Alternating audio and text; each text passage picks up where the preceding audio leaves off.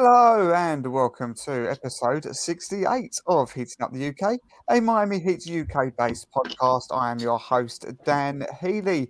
We would normally be doing something a little bit different tonight. We would normally be doing our game day from the UK live pre-game streaming show at exactly this time in this place. But as we're playing Atlanta Hawks for about the millionth time in the last week or so, we thought no one needs to hear any more previews about that. So let's do something a little bit different. So we decided that the guys that could make it tonight from my incredible stream team, we would do a little bit of a round table, which means what we're going to do, we're going to pod instead of do the live game stream, and we will each come with a question that each of us are going to answer about what's happened for the season, what we see going forward, and it's going to be a bit of fun. So we're coming prepared.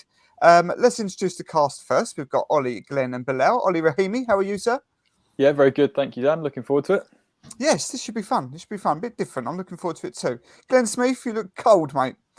Mate, it's too cold for me. I can't do it. I've got my hat on. I'll need a pair of gloves as well, but I've got none. So we'll do our best. Great stuff, absolutely. And Bilal, how are you? I'm doing good, sir. I'm doing good.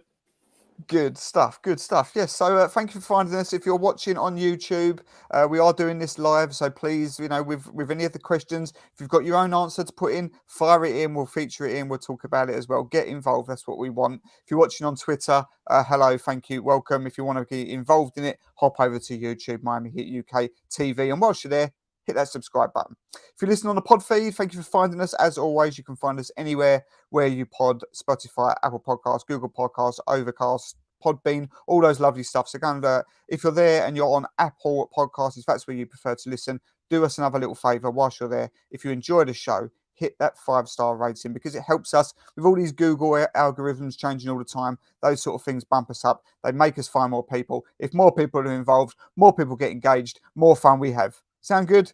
Good. Right, let's get straight into this thing, guys. Bilal, you had 2 questions. So sorry to interrupt you, just munching along there on some crisps or everything. But you've got 2 questions. So I'm going to start with you. We're going to go around clockwise here. So Bilal, when you finish your mouthful, my friend, what's your first question, bro? So my first question, sorry about that, just got back home. But my first question was Bam Adebayo, all about Bam.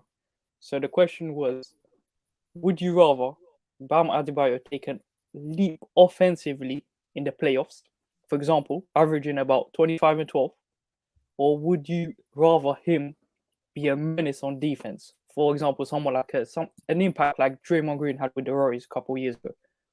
So yeah, that was the question.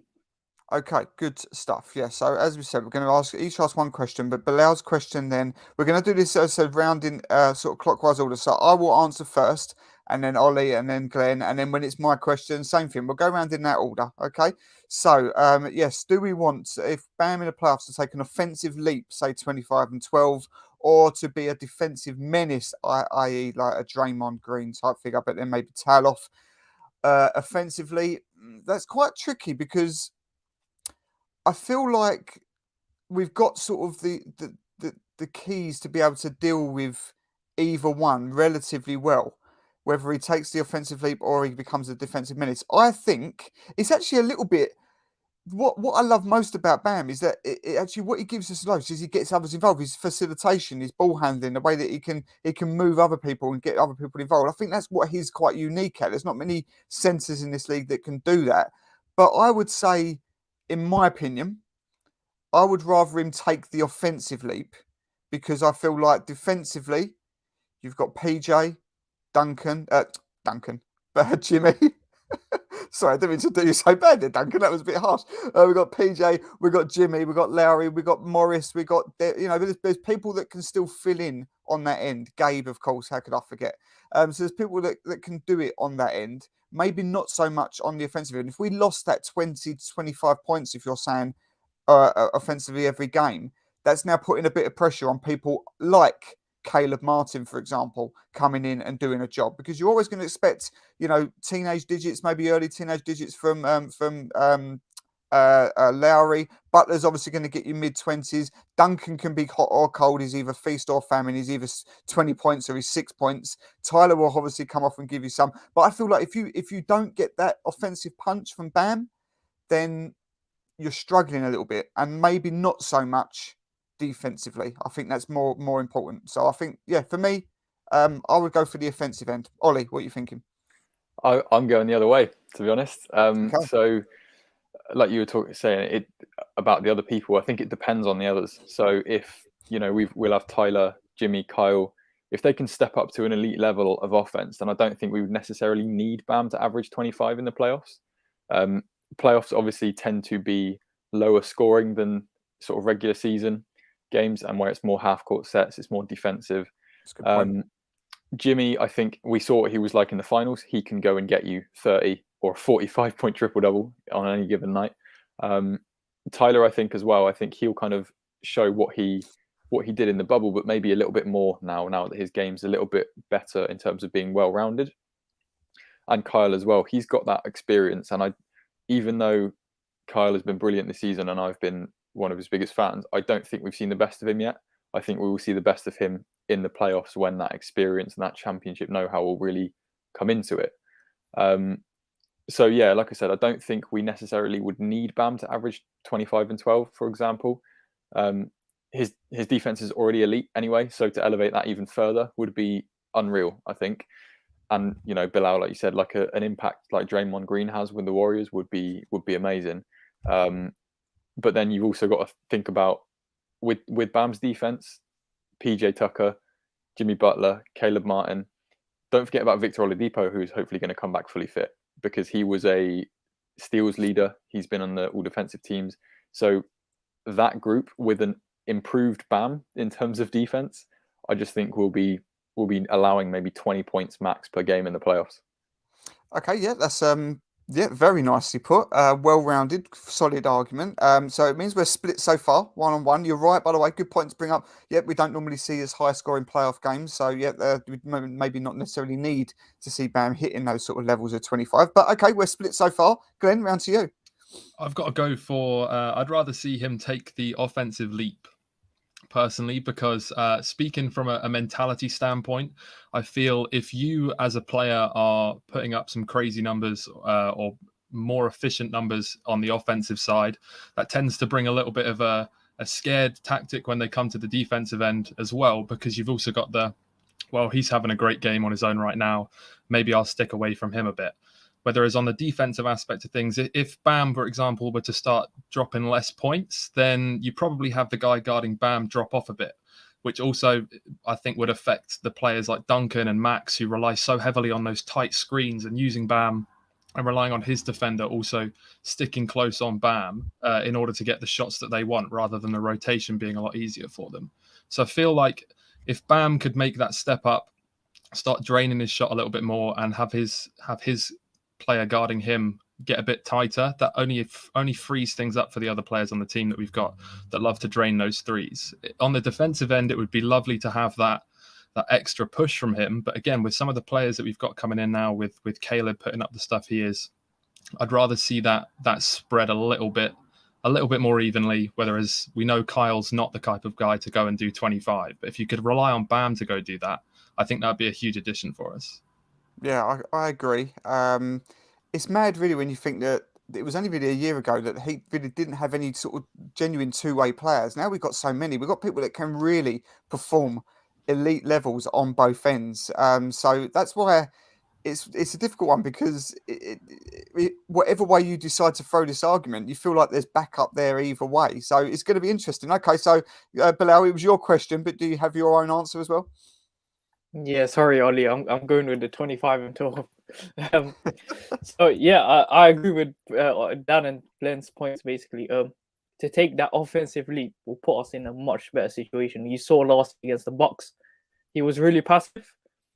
Jimmy struggled a lot against an elite level defensive team. So if Bam was there to take over, I don't see anyone beating us if Bam starts going and getting 25 and 12 a night. And he will always have that defensive presence, and as well, PJ Tucker's there with him.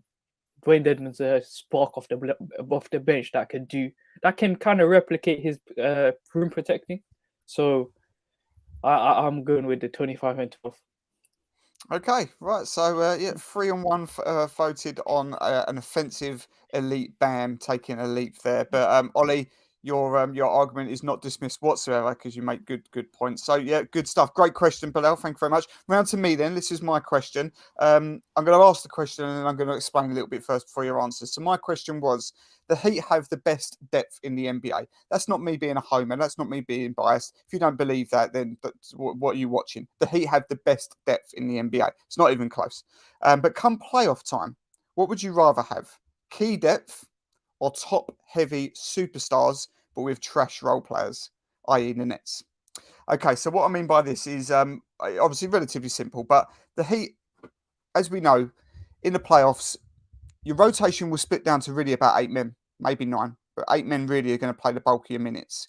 So when you look at Miami as their starting 5, which we know 4 of them for sure, let's just say Duncan is the 5th, because we know it's been Max recently, but let's just say it's Duncan. Then that means 6th man Tyler Hero obviously is going to come off the bench and do your job. You're going to have Dwayne Dedmon coming in doing band minutes. Then you're going to have Max Strus because he's playing more minutes than what Duncan is. So let's just say it was Duncan that started. Max Strus is going to come in and do that job. Well, there's your 8. We've not talked about Oladipo yet. He's going to come in as a two-way punch, all-star caliber level player. He's going to have a say in the playoffs, no doubt about that. That's 9. Caleb Martin, 10. We haven't spoke about Gabe. We haven't spoke about Markieff Morris, and so on. So what I'm saying is, does it matter about depth in the playoffs when it gets so streamlined? So with that respect, would you rather be a Brooklyn Nets who have 2 top 5, top 6 players in the world? They've got the best basketball player in the world playing for them. They've got another elite star in Kyrie. And then you've maybe got, Patty Mills, great role player, really like him. After that, that's it. We're seeing already when there's injuries to Brooklyn, they're struggling.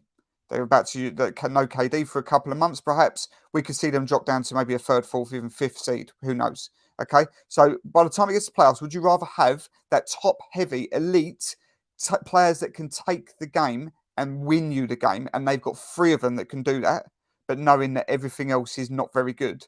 Or do you have Miami's sort of depth where you can rely on anybody to walk in and make an impact if you need it all the way down the bench? Ollie, what would you rather have? I think this one's really tight. You can make a good argument, I think, for both sides of it, but I think purely for the fact that it's what we have right now, plus also the fact that if you look around the rest of the East tends to have those 2 or 3 top players, and they are top heavy. Like you said, with Brooklyn, they have that with KD, Harden, Kyrie. Obviously, Kyrie's availability in the playoffs is questionable, but Philadelphia is the same. Embiid, Milwaukee's got Giannis and Chris Middleton. A lot of these teams have incredible top players, and then, like you said, their depth is kind of lacking. So, yeah, I'm leaning towards keeping it as we are, because I think our depth is our edge against those teams, and we've shown that against the record that we have against those teams this year, because we've got one of the best records. Well, I think we actually have the best record intra-conference in the East. Yep, and we have done brilliantly well against those other top tier teams this season. I think there's no point, but I think it's more beneficial to have a bench full of people that can contribute rather than 2 or 3 superstars, especially in a time where we don't know one game to the next who's going to be available, whether they're in protocols. Injuries obviously happen at a regular occurrence anyway. So I think if you look at Heat's roster, you've got Bam, Jimmy, Kyle, Tyler, and Victor Oladipo. Arguably, you have 5 players there who are all-stars, really. And then, like you mentioned about depth, you then have 6, 7, maybe 8 players that can contribute legit minutes and be productive in those minutes. And we've seen that over the last 6 weeks, 8 weeks, while we've had key players out. And being able to have players that can come off the bench and probably outscore an opposition's bench in stretches where the superstars will be resting, I think over a 7-game series, I think that's a lot more beneficial, because players like KD, he's 32, 33, he's not going to be playing 48 minutes a night for 7 games. So to have that depth and to be able to rely on different people to provide you with a boost when your better players are out, I think that's of more benefit than having some superstars. Okay, great stuff. Very well put once again. Compelling argument for the depth. Glenn, what are you saying? I've got to back Olly on here because I first of all put a question out to you guys. Do you think that the general trend that has occurred with, as you say, having the 8 or 9 players that you play in the playoffs, do you think that's a coach's tactical decision, or do you think it's enforced? Do you think that most coaches just don't trust the guys further down their bench to be able to go on and do the job that they want? I think in most cases that is probably right. I think that when you're playing playoffs, maybe not in the early rounds. I mean, most early rounds you're going to see done either in 4 or 5 games, but especially when it gets to the semi-finals, finals, and if you get there to the finals. I mean, you look at Jimmy Butler against the Lakers in that incredible Game 5. I think he rested for about 48 seconds, something like that. So you put your best players on their best players, and you go, right, you're the superstars, you're the ones that earn the big money. You go and duel it out. So we're a bit lucky in that sense, is that we've got players that can do things that can be productive and impactful all the way down. But yeah, I think that it's basically that everyone just says, right, this is the money time now. You go and earn it. Yeah, I'd agree. Yeah, I think that's the situation that teams have been in the past, and generally still is the consensus. But if you look, let's say, at a matchup between us and the Nets, you've got PJ Tucker, who you could just stick on KD all game. PJ gets in trouble, you put Caleb on him, and we've got a bench like that. So rather than throw away the sort of progress you've made all year with these guys who have come in and done a job for you, they can still be there. They got to understand that, yeah, cool, you might not get the same amount of minutes, but you know what? Be ready to come in, guard him heavy, and I don't care how many fouls you get, because we've got a bench that can fill in the same way that we've done all season. And yeah, if I was the coach, that's the route I'd be going for, just because, again, you've built it the whole season doing this. And I think that to have that stark change going into the playoffs would be like, hang on a minute, we've lost a bit of our identity. So that, yeah, I'd go depth all the way. I think it's much better. I think one thing you mentioned just a minute ago, Glenn, like about coaches not necessarily trusting their end of bench guys. I think that's what Spo has. He trusts everybody on his bench, even down to UD. Like, he knows that whoever he calls on, like you were saying, will just give him minutes that other teams don't have. Stay ready, so you haven't got to get ready. There we go. Exactly. So two votes for the depth. Bilal, what are you thinking? Yeah, I'm gonna have to agree on this one. I'm gonna go with the depth. Like what was mentioned, that is what makes us different to the rest. Like Olly said, a lot of them are top heavy, but then when it goes down to the rest of the roster, they won't be trusted in the playoffs. But here at the Heat, you can literally trust, like you said, 1 to 15. Maybe not KZ, but 1 to 14. But so you see what I'm saying? Like, I think the depth here is really important for Heat this coming playoffs. And like Ben said as well, if someone gets into foul trouble, then we can plug someone in straight away. Whereas another team might not have that luxury. So I'm going with the depth as well. Okay, so 3 for the depth, boys. It's a sweep. It's 4 for the depth. I'm with you all. Look, there'll be people here. There'll be non-Heat fans that maybe look at this and go, "No, the Nets are the clear favourites to win this. Well, not clear favourites, but they're the bookies' favourites to win the championship for a reason, because they are superstar heavy." But when you've got so many things that you can do to add to, to deal with those problems, and if Jimmy does need to sit for 4 or 5 minutes to get that rest, whilst he then comes in for crunch time for down the stretch, we've got people that can come in and do that, because that's where a lot of games are won and lost. When your superstars go to rest, we say out in commentary every time, right, Giannis is resting, KD's resting, this is the time you eat, you go feast. Well, not necessarily with the Heat, because they can rest Jimmy, rest Carl, rest Bam, and you're going to continue to get production. Our bench will outscore your bench. So yeah, it's a sweep. There we go. 4-0 question, Olly. Glenn, your question, my friend.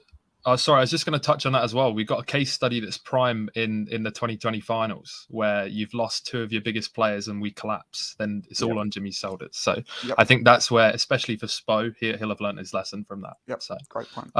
My question was, out of the 5 key undrafted guys we've got on, you've got Caleb, you've got Omer, you've got Max Struess, you've got Duncan Robinson and Gabe Vincent. Out of those 5, which do you think has the highest ceiling or the biggest potential to become an all-star, whichever way you want to put it? Okay, Bilal, you're going to answer first, but before you do, I can't believe, Glenn, you've done UD like that. let's be honest. Let's be honest. I love UD as much as the next person, but his ceiling is his ceiling, and that right now is the end of the bench.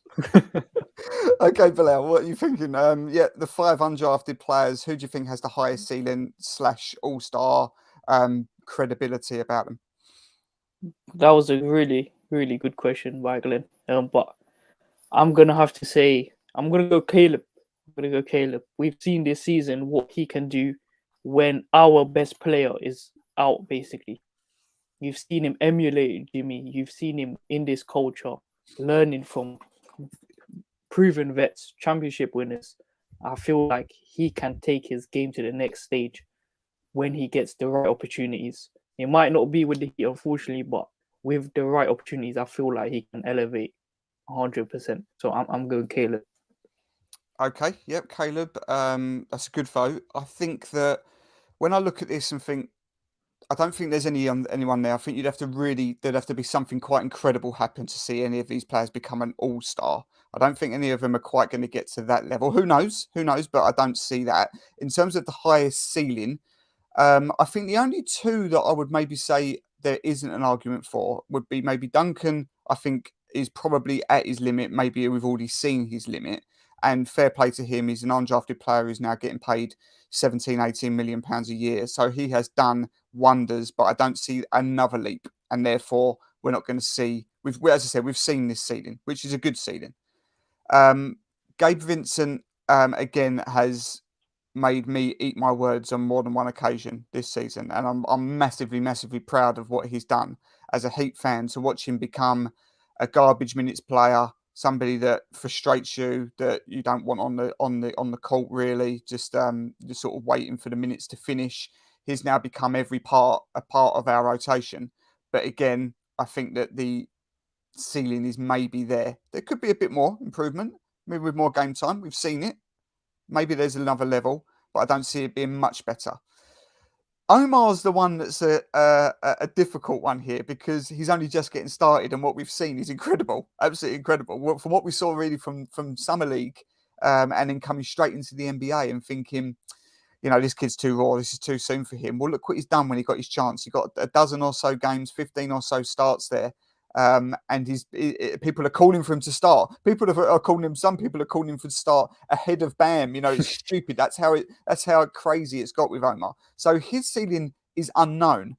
But I then say really it's between Max and Caleb for the ultimate say here. And I'm going to back with Bilal here. I'm going to say Caleb has probably just got that little edge extra, where Bilal summed it up perfectly there. Your best player can sit or not be in, and he can replicate that for you without any real dent of impact, and that's pretty massive. So my long-winded answer is Caleb. Ollie, what are you thinking? Yeah, again, that's a really good question. I think you guys have both made very good arguments for Caleb, and it's hard to disagree. I think Max as well. Dan, I'm kind of in the same boat as you. I think not disregarding, but Duncan and Gabe we've seen their ceilings. I think Gabe, the only thing that he's missing is maybe consistency in that production, which he started to show recently. But I think, and it depends on work ethic, it depends on how his career pans out. I think it's Omer, and I'm trying not to be reactionary with obviously his recent games and stuff. I know he's very raw, as you said, but honestly, I see his game. I see a little bit of Joel Embiid in the way that he plays and his style of play, and that I think his ceiling could be. Obviously, I'm not saying anywhere near Joel Embiid level, but he could be a very dominant center if he wanted to be. He's shown how dominant he can be in those games that he started. I think he averaged nearly 15 points and 14 rebounds in those 10 games while Bam was out. He had a plus minus, I think, it was nearly 70 in those games, and was the first rookie since Shaq to record at least 15 rebounds in 4 straight games. And you don't just do that if you're going to fall by the wayside. I think he has the potential there to be really dominant and probably the highest ceiling out of those guys. It just depends on the work. I just think, if he does dedicate himself and show what he has done so far, if you think about when he started the season to where he is now, his development has been has been astronomical. So if he can continue that, he could be a really elite centre. I think it's worth mentioning Max as well, because to me, I think he's next on the list. I know Coop wrote a really good article for the Heat recently. It was about Max and Gabe, and noted how the Heat development program saw that Max's ceiling was Joe Harris, but some of them thought that he was already there.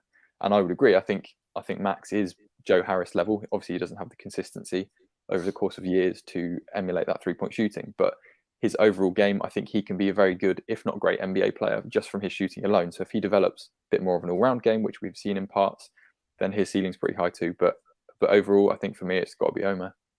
Yeah, well, as I said, Omer's like he's the wild card here because he is only just getting started, and it's going to be one of these ones where we can only take it off face value on what he's done, and what he's done has been elite. And if he continues to develop, he's in the best place for that. This could be one of those sound bites that could come back to haunt me in a couple of years because you don't know where it's going. But if that elevation and that that work ethic and what he's shown already continues to rise, he's got the ability to have that all-star caliber. Who knows? I mean, he could be nothing. He could be a bust in the end. We don't know. But what we've seen from him so far, yep, I don't think it's outrageous at all to say that the highest ceiling of those undrafted players will be Omer, because he could be huge. He could be. Glenn, it was your question. What's your answer? So it's very similar to you guys. At the top for me was either Caleb or Omer, and I put down Max and Duncan as sort of having the same sort of ceilings, as they're already kind of hit it, especially in terms of Duncan, in my opinion. I think that what he lacks on the defensive end can pick up slightly, but he's certainly not going to turn into some clamp overnight. So you kind of push him away. Gabe's a great player, and as you say, I hope he adds that consistency to his game, on a regular basis. But again, one of the older guys out of that bunch, so it comes down to it. And I think Max has a ceiling of, as you said, Olly, of a sort of Joe Harris or a Kyle Korver style player. Can certainly push that. But in terms of the raw talent to actually get you right up there to an all-star caliber player, there's only two, and it's Omer or Caleb for me. Caleb has shown points so far this year where he kind of looks like a Jimmy Butler Jr., and it would be nice to see him continue that push, and who knows, maybe get rewarded with a contract in a couple of years' time. I hope he stays with the Heat as sort of a thank you for sticking an arm out for me, and I'm doing the same for you. But with Omer, he's 23. He's Turkish, which I think is a great thing, because as opposed to guys like Joel Embiid, who come from where's Joel Embiid from? Ghana? Cameroon, I think. Cameroon, that's the one. Cameroon, Yeah, Cameroon. The general quality of international basketball there is much lower. Fair enough, they've got far less opportunities. But with a country like Turkey, who's got bright history in things like Eurobasket and in the Olympics, he's going to have a great time eating at those tournaments too, and learning lots from that, as they're against your Slovenias, your Spains, your Frances. He's going to have that extra opportunity, whether it's the guys like Caleb who are American, then they stand no chance of making the USA roster. So they miss out on that added all-round experience that I do think comes from that.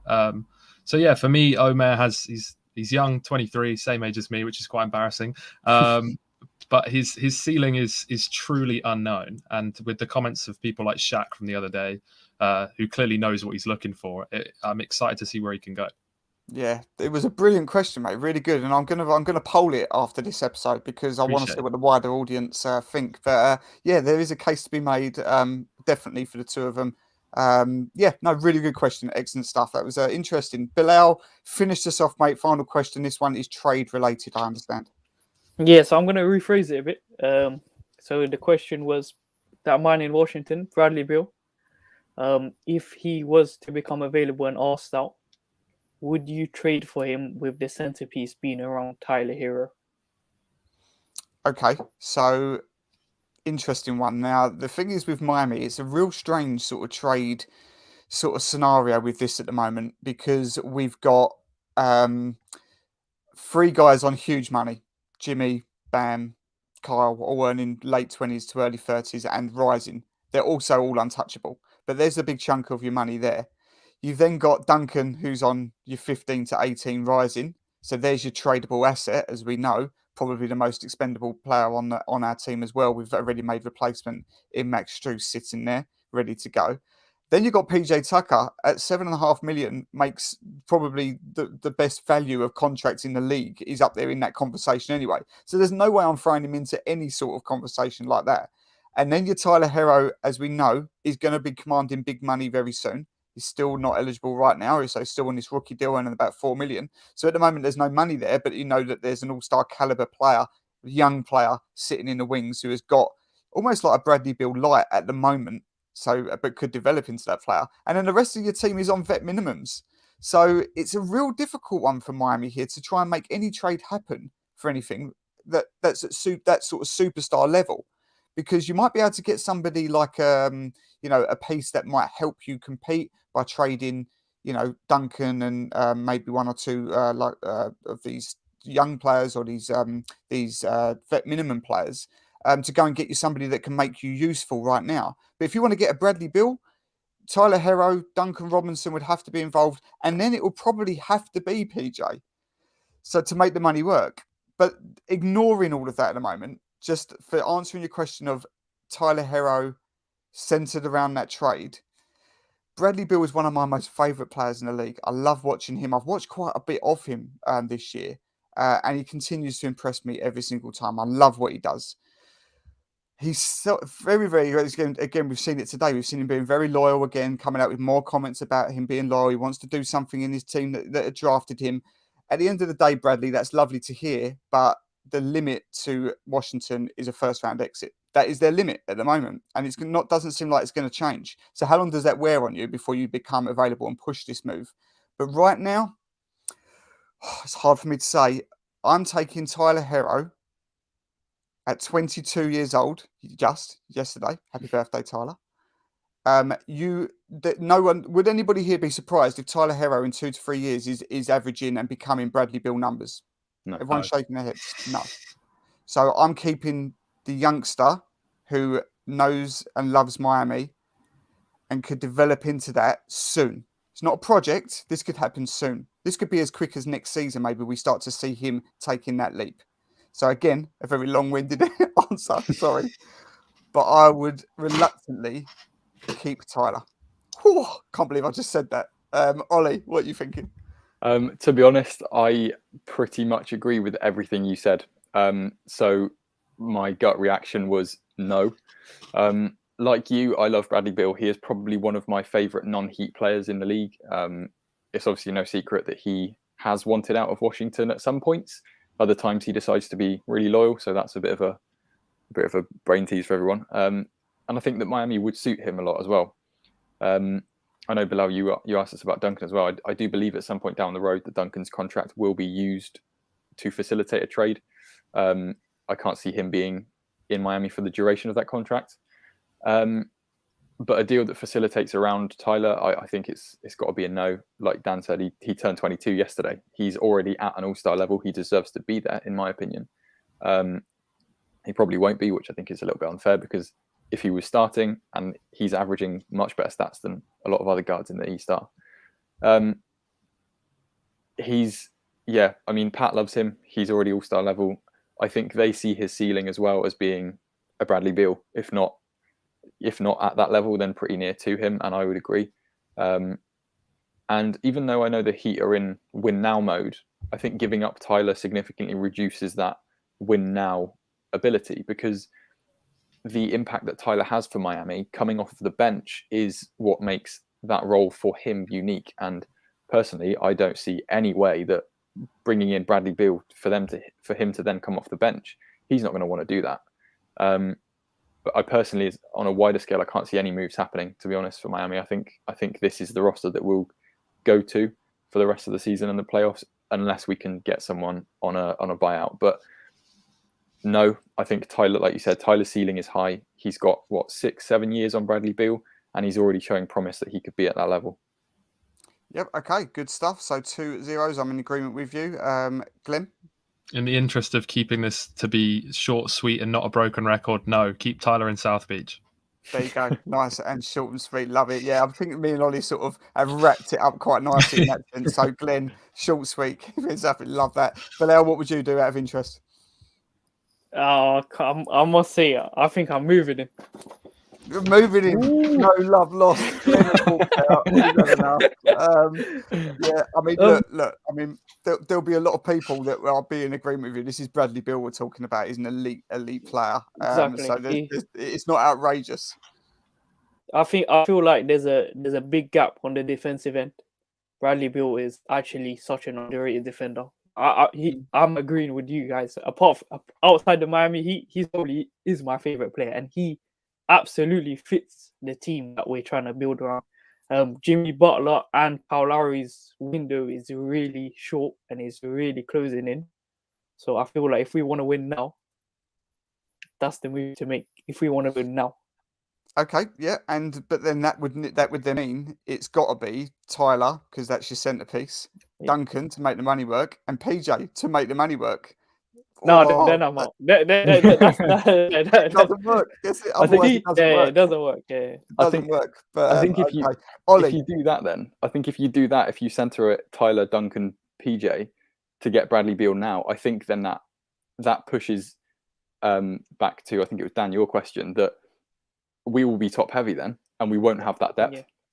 So I think there's more levels to it, but there is. Yeah, again, interesting question, but yeah, for me, if it's that much, no, as much as I love you, Brad, you can stay in Washington, getting that play-in, challenging for that play-in, and bouncing out in the first round. Ollie, I can't believe I did you dirty, man. I completely went round and missed you out. I'm so sorry. Ollie, what is your question? Finish this off.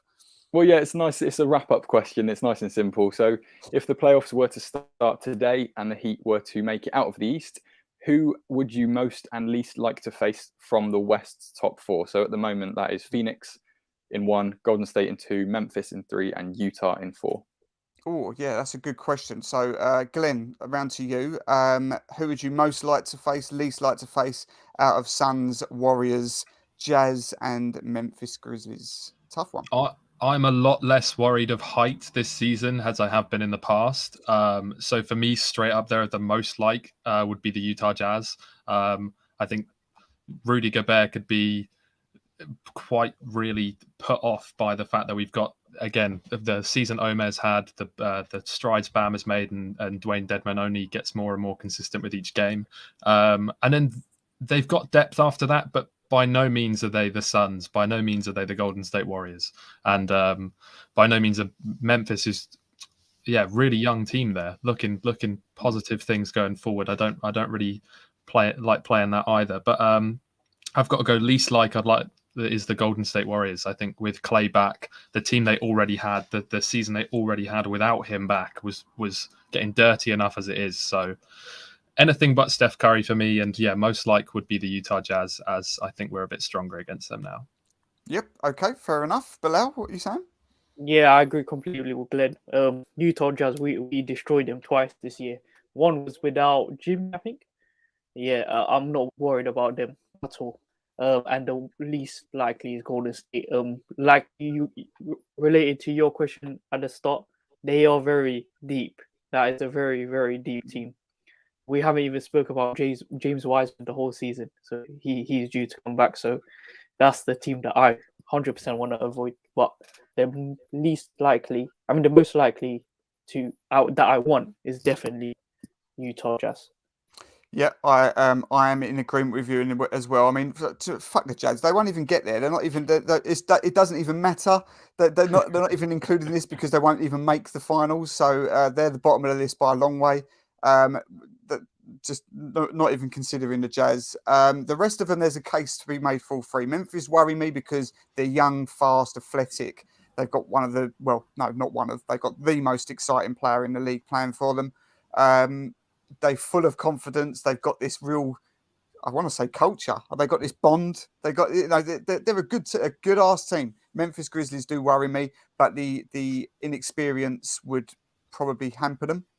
The Suns are a bit like Miami in the sense that they've got a nice mix of young, veteran presence, solid defenders, and people that can go and get you a bucket. They've got that all really. They've got a very, very well-rounded team, hence the reason why they're the number one team in the league right now.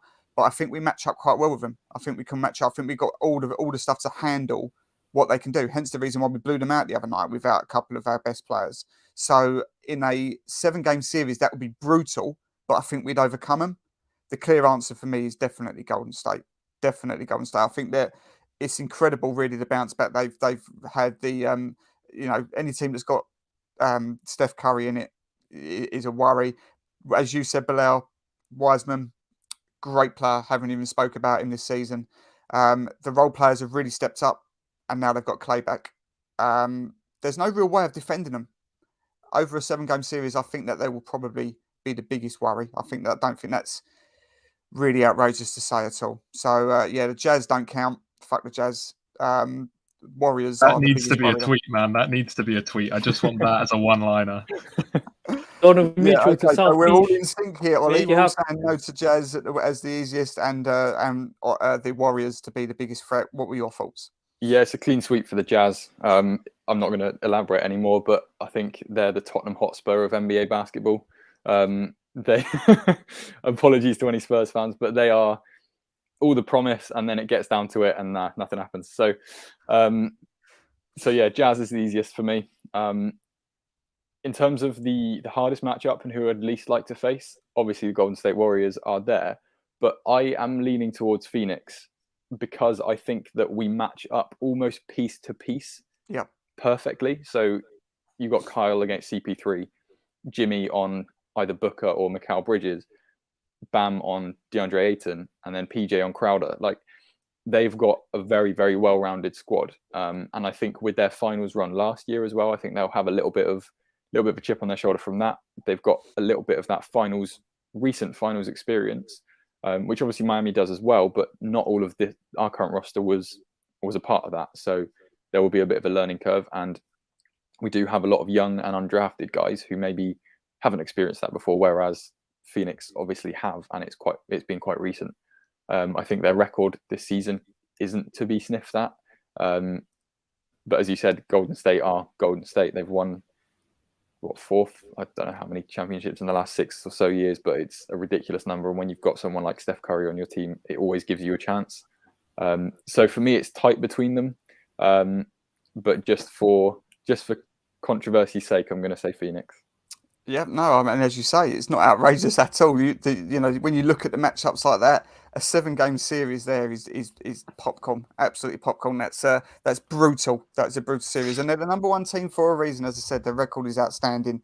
Not an easy thing to get through at all. So great stuff. That was really enjoyable, guys. I really enjoyed that. We're going to do this again. We'll try and do this again maybe when the playoffs start. That'd be good fun. So I hope everybody else enjoyed it as well. Whilst you're here, if you're watching on YouTube, please subscribe to Miami Heat UK TV. If you're watching on the pod, if you're listening rather on the pod, and you're listening on Apple Pods, when you finish this, thank you very much for listening. Now go and give it a 5-star rating if you enjoyed it, of course, which I'm sure you did because it was great. We'll see you next week. We're supposed to have Jeremy Taché on this week, but if you follow Jeremy from Bally Sports, you would have seen that he has had a ridiculously busy week. He's interviewed Caleb Martin. He's been interviewing Florida Panthers players. He's been guesting on other stuff as well. So he will come back to me, but it's not going to be this week. Hopefully next week we'll have Ethan Skolnick from 5 Reasons Sports on the show as well. And we will revisit the Jeremy Taché chat soon as well. Until then, guys, thank you very much for listening, and we'll catch you soon. Take it easy.